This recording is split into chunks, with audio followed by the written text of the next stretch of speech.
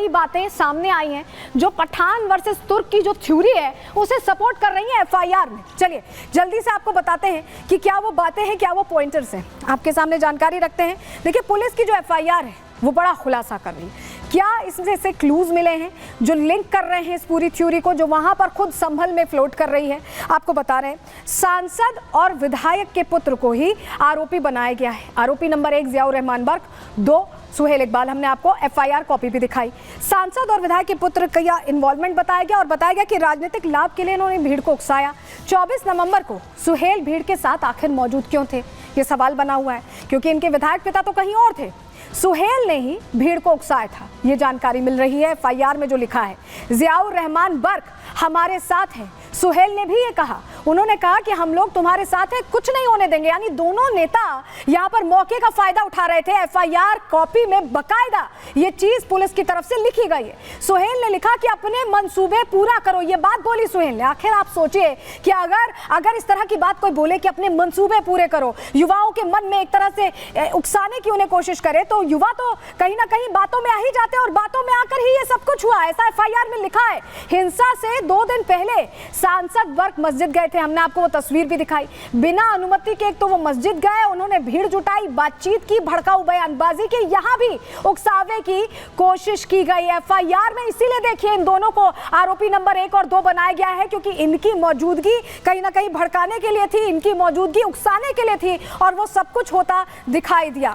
24 तारीख के आसपास सुहेल की वहां मौजूदगी, जियाउर रहमान का वो भड़काऊ भाषण कहीं ना कहीं संभल को आग में झोंकने वाला दिखाई दिया। एफआईआर में सारी चीजें कही जा रही। रिपोर्ट इसी से जुड़ी आपको दिखा रहे हैं।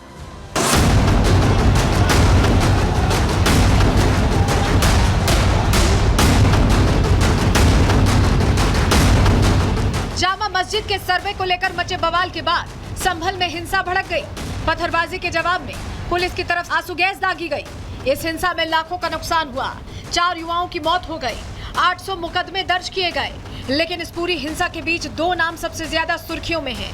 पहला जियाउर रहमान बर्क और दूसरा नाम महमूद इकबाल। ये दोनों ही संभल के जनप्रतिनिधि हैं। एक सांसद तो दूसरे 7 बार के विधायक हैं। लेकिन जब संभल में हिंसा भड़की तो ये दोनों जनप्रतिनिधि अपना क्षेत्र छोड़कर लखनऊ और दिल्ली चले गए और संभल वालों को हिंसा की आग में झुलसने के लिए छोड़ दिया। मस्जिद में सर्वे शुरू हुआ तो इलाके में अफवाह फैला दी गई। सर्वे अंदर चल रहा था लेकिन बाहर भीड़ जुटने लगी। भीड़ जुटाने का आरोप संभल विधायक के बेटे पर लगा, लेकिन वो बार बार सफाई दे रहे हैं कि वो नमाज पढ़कर घर में कैद हो गए थे। कि हम लोग साथ में हैं और कैमरे के जरिए खाली सर्वे हो रहा है, कोई नई बात नहीं होगी। ये बात कहकर नमाज़ पढ़ने वहाँ मैं गया। नमाज़ पढ़ के मैं निकला और मैं उनके घर गया। मैंने उनके घर में बात करी। बात करने के बाद मैं बाहर जैसे ही आ रहा था बात करके उनके साथ में, तो डीएम साहब और कप्तान साहब अपनी टीम के साथ वो आ रहे थे। फजर के फ़ौरन बाद ये सर्वे शुरू होना था इसलिए, और उससे पहले सारी बैरिकेटिंग्स वगैरह सील कर दी गई थी। निकलने का कोई रास्ता था नहीं, तो उन्होंने कहा आप अंदर रहिए, बाहर मत आइएगा, हम लोग सर्वे कर रहे हैं। तो उन्होंने अपना सर्वे शुरू करा। हम लोग अपने घर के अंदर बैठ गए। फारूकी साहब साथ में सर्वे में चले गए थे, साथ रहे वो फारूक। जुमे के दिन जियाउर रहमान बर्क का भड़काऊ बयान और 24 तारीख को मस्जिद के आसपास सुहेल की मौजूदगी कई सवालों को जन्म दे रही है। जिस तरह से मस्जिद में भीड़ जुटी और पुलिस वालों को निशाना बनाया गया, वो ये बता रहा है कि साजिश की पटकथा पहले ही लिखी जा चुकी थी। लेकिन विधायक महमूद इकबाल अपने बेटे को बेगुनाह बता रहे हैं। मेरे बेटे का नाम आया, ये बात मुझे कल मालूम हुई, मगर मैं ये समझता हूँ कि उसका कहीं पर भी कोई रोल नहीं है। वहाँ पर अगर अपने कैमरा टटोलें देखें तो कहीं उसकी प्रेजेंस नहीं मिलेगी, ना बोलते हुए, ना कहते हुए, ना मौजूदगी में मिलेगी।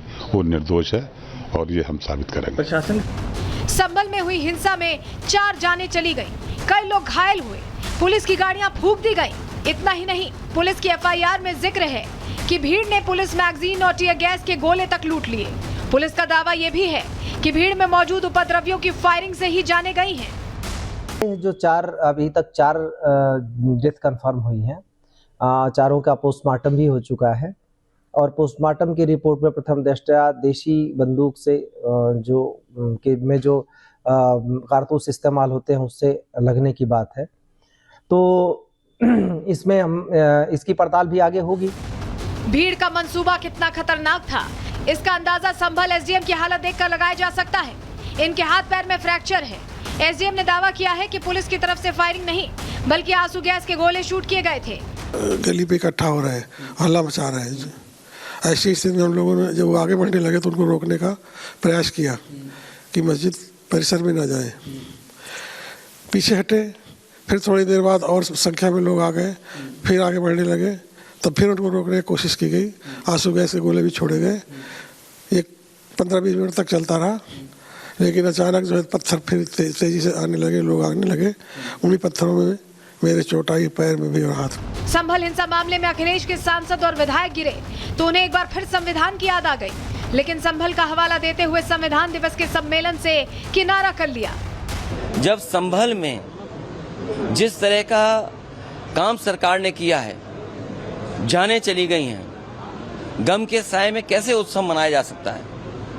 जहां जाने चली गई और उन्हें न्याय नहीं मिल रहा है, तमाम हजारों लोगों को झूठे मुकदमे में फंसाया जा रहा है। वहाँ के सांसद, वहाँ के विधायक और उनके पुत्र पर झूठे मुकदमे लगाए रहे हैं। पूरी गलती है तो वो सरकार की।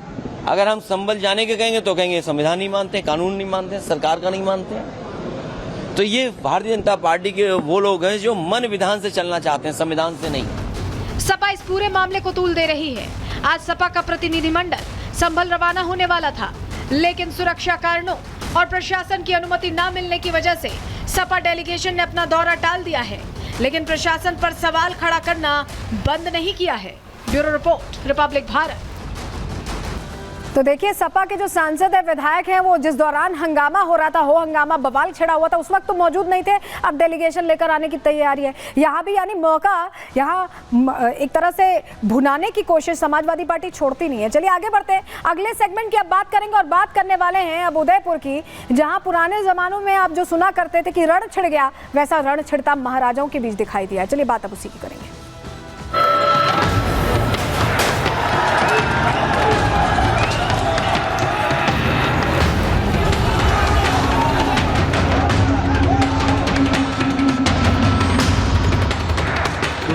माता है जहाँ पे दर्शन करने को लेके कल विवाद पैदा हुआ था। जो विवादित स्थान है वो सरकार के कब्जे में रहेगा। अनजान लोगों के खिलाफ एफआईआर है।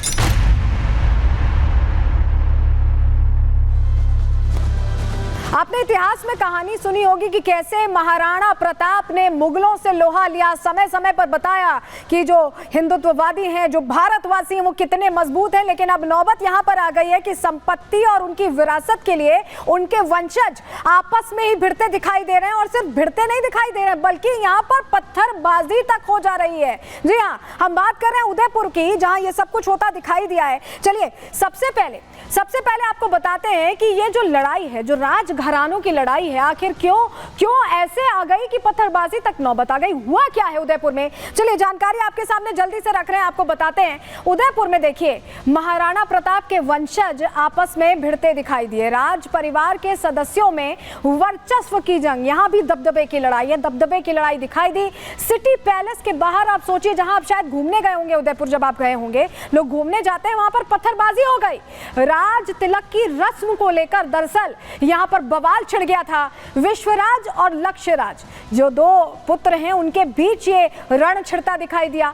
विश्वराज सिटी पैलेस में जाना चाहते थे क्योंकि उन्हें रस्म पूरी करनी थी, और लक्ष्यराज ने सिटी पैलेस का गेट बंद कर दिया कि एंटर नहीं करने देंगे, आने ही नहीं देंगे। विश्वराज और लक्ष्यराज के समर्थकों में ऐसे में जमकर नोक-झोंक हो गई और बात विवाद बढ़ते बढ़ते पत्थरबाजी तक आ गई। सोचिए, राजघरानों के बीच अब ये पथराव की जानकारी मिली तो कैसा माहौल होगा, क्या तस्वीर होगी।